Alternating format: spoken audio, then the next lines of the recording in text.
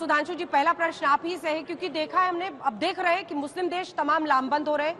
3-4 देश ऐसे जिसमें जॉर्डन भी शामिल है, ये अपने वहां से अपने राजनयिकों को वापस इजराइल बुला रहा है। ऐसे में क्या तनाव बढ़ रहा है? येमेन का फायर करना मिसाइल्स इजराइल की तरफ कथित तौर पर, जिसको अमेरिकन वेपन से वहां पर इंटरवीन किया है, ये क्या संकेत दे रहा है?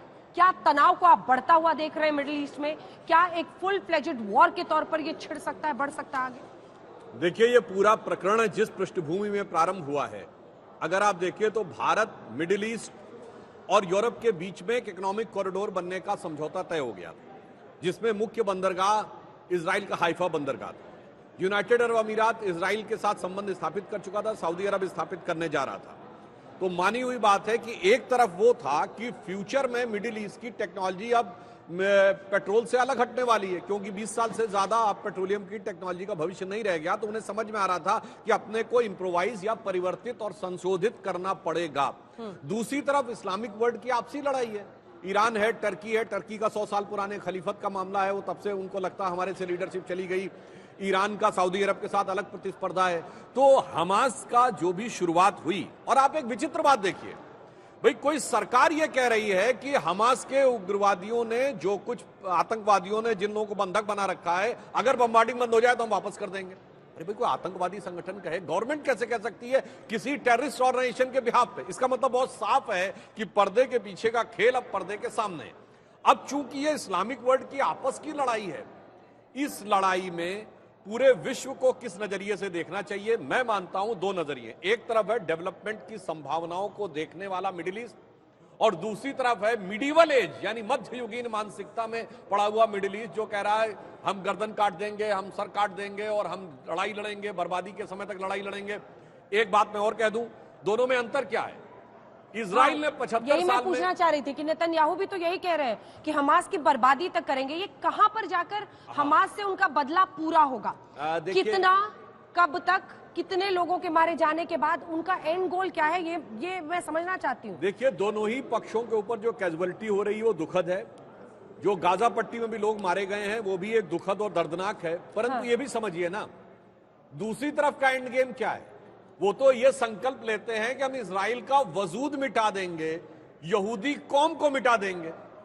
तो साहब, अगर एंड गेम ये है, एंड टारगेट आपका ये है, तो दूसरी तरफ से जो होगा वो उसको काउंटर करने के लिए होगा। तो मेरा मानना है इस ढंग के किसी नैरेटिव में भी पड़ने से हमें बचना चाहिए। और अंत में मैं एक बात कहूंगा, ये सब जितने अरब देश हैं, ये मौके पे कोई ना कोई किसी ना किसी का साथ ले चुका है। कभी टर्की अमेरिका के साथ था, आज उसके खिलाफ खड़ा हुआ है। एक दौर में ईरान अमेरिका का साथी हुआ करता था, आज ईरान उसका विरोधी है। मैं पहले भी कई बार बोल चुका हूं, रिपीट कर रहा हूं, 81 में न्यूक्लियर रिएक्टर डिस्ट्रॉय किया था इराक का इजराइल ने। तब माना जाता है कि वो लीड ईरान ने दी थी, यानी उसने इजराइल से भी, मोसाद से भी हाथ मिला लिया था। तो वहां किसी की किसी से भी यारी है और आगे भी हो सकती है। बस दुख यह है कि हिंदुस्तान में खामखा की चंद मुस्लिम वोटों के लिए मारामारी है, हमें इससे बचना चाहिए। एक और सवाल है आपसे, इससे पहले कि मैं आगे बढ़ूं। भारत सरकार कहती है कि हम आजाद फिलिस्तीन के कॉज के साथ हैं, उसके संप्रभुता के साथ हैं। आपकी हर बात इजराइल को समर्थन देती हुई नजर आती है। फिलिस्तीनी राष्ट्रपति से प्रधानमंत्री बात करते हैं, फिलिस्तीनी राष्ट्रपति नेतन्याहू पर बरसते हुए कहते हैं कि वो आम लोगों को, सिविलियंस को वहां पर मार रहे हैं। क्या इस्लामिक देश है, इसीलिए आप ऑन पेपर तो फिलिस्तीन का समर्थन करते हैं, लेकिन आपकी हर बात में इजराइल का समर्थन दिखता है? और शायद प्रधानमंत्री नरेंद्र मोदी पहले प्रधानमंत्री थे जो इजराइल गए। ये क्या है? ये क्या डाइकोटमी है या ये यूनिफाइड आपकी पॉलिसी है? देखिए, भारत सरकार की नीति बहुत साफ है कि हम एक स्वतंत्र संप्रभु फिलिस्तीन का राज्य के रूप में समर्थन करते हैं। परंतु ये लाइन जो लोग बोलते हैं, आधी लाइन गायब कर देते हैं। उसके आगे इजराइल के साथ शांतिपूर्ण वार्ता के द्वारा, अब न वार्ता रह गई, न शांतिपूर्ण हो गई, हमला हो गया, आतंकवादी हमला हो गया, तो आधार बदल जाता है। परंतु हमारी संवेदना पूरी तरह है। आपने देखा कि आज प्रधानमंत्री श्री नरेंद्र मोदी जी ने इंटरनेशनल डिप्लोमेसी में वो हैसियत हासिल की है कि रशिया यूक्रेन की लड़ाई में वो एकमात्र बड़े देश के राष्ट्राध्यक्ष हैं, दोनों से बात कर सकते हैं। पुतिन और जेलेंस्की दोनों से। इवन अमेरिका और चाइना के राष्ट्रपति दोनों से बात नहीं कर सकते। और आज इस फिलिस्तीन और इजराइल के इस युद्ध में अगर आप देखें तो फिलिस्तीन के राष्ट्रपति से भी बात की और नेतन्याहू से भी। मैं चुनौती से कहता हूं कि अगर इस समय जो बाइडेन या शी जिनपिंग चाहे तो वो दोनों से बात नहीं कर सकते। ये दर्शाता है कि भारत ने अपने को किस व्यवस्थित ढंग से रखा। और दूसरी बात, फिलिस्तीन की लड़ाई की बात है, हमास किससे लड़ रहा था 40 साल पहले? पीएलओ से। पीएलओ जिसको ऑफिशियल सरकार माना जाता था, राज्य के रूप में यूनाइटेड नेशंस में स्थान दिया था, अब एक दूसरा संगठन आ गया इस्लामिक जिहाद, वो हमास से लड़ रहा है। तो मुझे ये नहीं समझ में आता, अगर फिलिस्तीन के कॉज के लिए लड़ना है तो वहां तो इजराइल की एक सरकार है, यहां पैलेस्टीनियन लिबरेशन ऑर्गेनाइजेशन, फिलिस्तीनी मुक्ति संगठन की सरकार थी, अब उससे लड़के हमास कब्जा करना चाहता, हमास से ज्यादा एक इस्लामिक जिहाद संगठन आ गया, वो कब्जा करना चाहता। तो यह आपस में लड़ाई क्यों है, ये विचार करने का विषय। आशुतोष जी, क्या इस्लामिक देशों की लामबंदी जो फिलिस्तीन के पीछे है उसको आप भी खतरनाक देखते हैं, मानते हैं?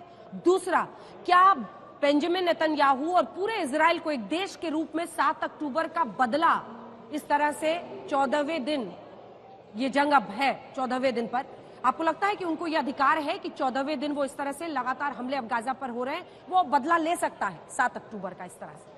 देखिए, ये मामला उतना आसान नहीं जितना आसान इसको पेश करने की कोशिश की जाती है। 5-6 चीजें हैं। पहली बात, उसको समझना चाहिए घटनाक्रम क्या है।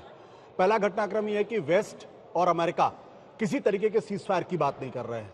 इजिप्ट और तमाम जो अरब कंट्रीज हैं वो किसी तरीके से शरणार्थियों को लेने की बात नहीं कर रहे। मानवीय मदद नहीं पहुंच पा रही है। इसके अलावा अगर आप करेक्ट कर सकती हूँ, अमेरिका जॉर्डन में जॉर्डन प्रिंस, इजिप्ट के प्रेसिडेंट और महमूद अब्बास के साथ समझौते की बातचीत करने वाला था, जिसको जॉर्डन ने कैंसिल कर दिया क्योंकि एक रात पहले अस्पताल पर हमला हो गया। मैं दूसरी बात कर रहा हूं। मैंने कहा सीज फायर की बात की है, मैंने ये नहीं कहा कि बातचीत नहीं। मैंने कहा सीज फायर, समझौते के लिए अमेरिका बात हो रही है। नहीं, मैं सीज फायर की बात कर रहा हूं। लगातार 13-14 दिनों से लगातार बम्बार्डमेंट हो रहा है। ना तो अमेरिका की तरफ से कोई सेंटेंस आया, ना वेस्ट की तरफ से आया। यहां तक कि जो व्हाइट हाउस के जो इंटरनल पेपर्स हैं वो कह रहे हैं कि आप डीएस्केलेशन की भी बात मत करिए, सीज फायर की भी बात मत वो करिए। हथियार पहुंचा रहे हैं अमेरिका। तो ये मैं कह रहा हूं कि जो 4 चीजें हो रही है उसको समझना पड़ेगा। अरब देश जो हैं वो फिलिस्तीनियों को शरणार्थी के तौर पर लेने को तैयार नहीं है। मानवीय मदद वहां पहुंच नहीं रही है। लगातार 2 हफ्ते से इजराइल लगातार बमबारी कर रहा है और इस बीच में इंसान वहां मर रहा है। 2 चीजें मैं स्पष्ट करने की जरूरत। पहली बात है, क्या इजराइल हमास की तरीके से बिहेव कर सकता है? हमास एक टेररिस्ट ऑर्गेनाइजेशन है। क्या कोई स्टेट, क्या कोई सरकार टेररिस्ट हो सकती है? अगर हो सकती है तो फिर मुझे कुछ नहीं कहना। लेकिन जिस तरीके से अमेरिका, वेस्टर्न कंट्रीज इजराइल को खुली छूट दे रखी है कि आप जाइए बमबारी करिए और एक शब्द बोलने को तैयार नहीं, ये सबसे दुखद पहलू। और जो लोग ये कहते हैं कि इजराइल को सारा अधिकार है, वो शायद ये भूल जाते हैं कि इजराइल जो है वो इंट्रूडर है पैलेस्टीन की जमीन के ऊपर। वो वहां पे घुसा हुआ है। 1948 में उनके पहले तक वो पैलेस्टीन की अपनी जमीन थी। वहां पर 1936 से 37 के बीच में जिस तरीके से घुसने की कोशिश की गई, जिस तरीके से ब्रिटेन ने उनको मदद करने की कोशिश की, आज उस जमीन के ऊपर वो 10% की जमीन भी फिलिस्तीनियों की अपनी नहीं है। पूरा का पूरा गाजा अपने आप वेस्ट बैंक की बात कर रहे हैं, गाजा की बात कर रहे हैं? मैं पूरा गाजा और वेस्ट बैंक दोनों की बात कर रहा हूं। मैं दोनों को मिला के बात कर रहा हूं। क्योंकि गाजा से तो 2005 में विड्रॉ कर लिया था इजराइल ने, तभी तो वापस घुसने की बात हो रही है। उसके बाद क्या हुआ? हमास को किसने खड़ा किया? इस बारे में कोई बात नहीं करता।